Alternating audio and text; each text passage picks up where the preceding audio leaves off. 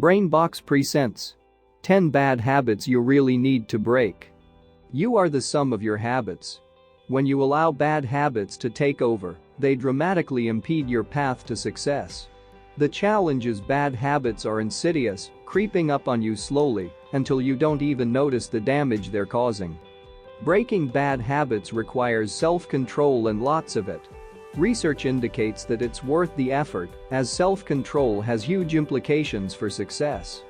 The self-control required to develop good habits and stop bad ones also serves as the foundation for a strong work ethic and high productivity. Self-control is like a muscle. To build it up, you need to exercise it.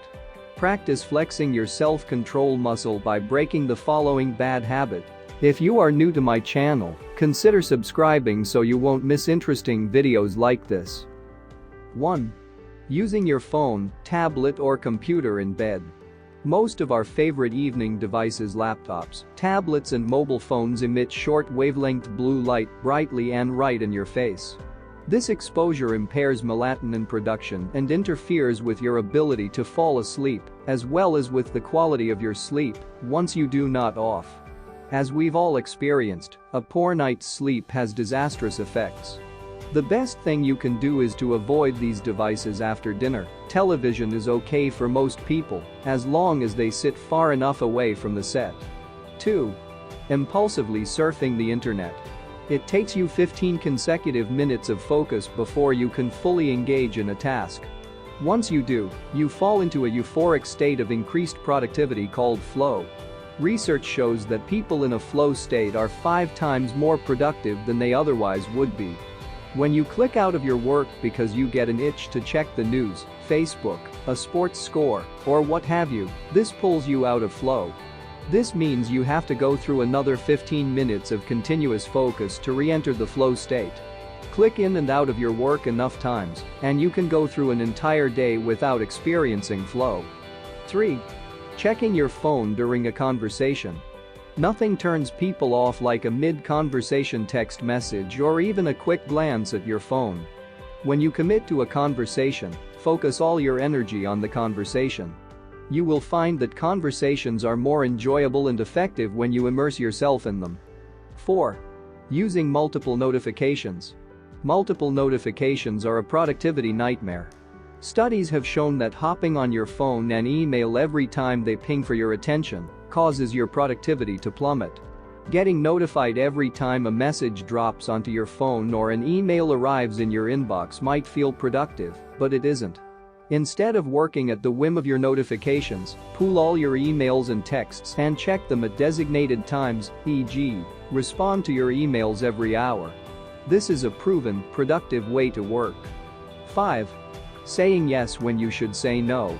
Research conducted at the University of California in San Francisco shows that the more difficulty that you have saying no, the more likely you are to experience stress, burnout, and even depression, all of which erode self-control. Saying no is indeed a major self-control challenge for many people. No is a powerful word that you should not be afraid to wield. When it's time to say no, emotionally intelligent people avoid phrases like, "I don't think I can" or "I'm not certain." Saying no to a new commitment honors your existing commitments and gives you the opportunity to successfully fulfill them. Just remind yourself that saying no is an act of self-control now that will increase your future self-control by preventing the negative effects of overcommitment. 6. Thinking about toxic people. There are always going to be toxic people who have a way of getting under your skin and staying there. Each time you find yourself thinking about a co-worker or person who makes your blood boil, practice being grateful for someone else in your life instead.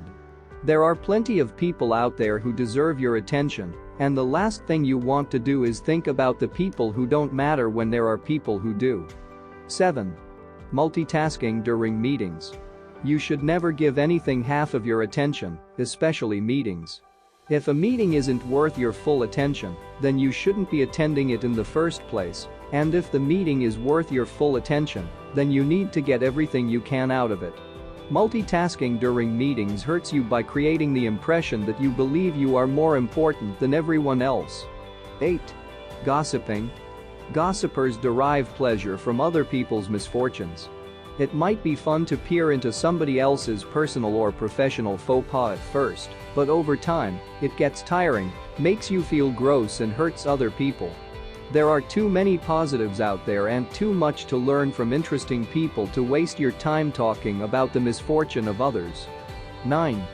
Waiting to act until you know you'll succeed. Most writers spend countless hours brainstorming their characters and plots, and they even write page after page that they know they'll never include in the books. They do this because they know that ideas need time to develop. We tend to freeze up when it's time to get started because we know that our ideas aren't perfect and that what we produce might not be any good. But how can you ever produce something great if you don't get started and give your ideas time to evolve? Author Jodi Picoult summarized the importance of avoiding perfectionism perfectly. You can edit a bad page, but you can't edit a blank page. 10. Comparing yourself to other people. When your sense of pleasure and satisfaction are derived from comparing yourself to others, you are no longer the master of your own happiness. When you feel good about something that you've done, don't allow anyone's opinions or accomplishments take that away from you. While it's impossible to turn off your reactions to what others think of you, you don't have to compare yourself to others, and you can always take people's opinions with a grain of salt. That way, no matter what other people are thinking or doing, your self-worth comes from within. Regardless of what people think of you at any particular moment, one thing is certain: you're never as good or bad as they say you are. By practicing self-control to break these bad habits, you can simultaneously strengthen your self-control muscle and abolish nasty habits that have the power to bring your career to a grinding halt.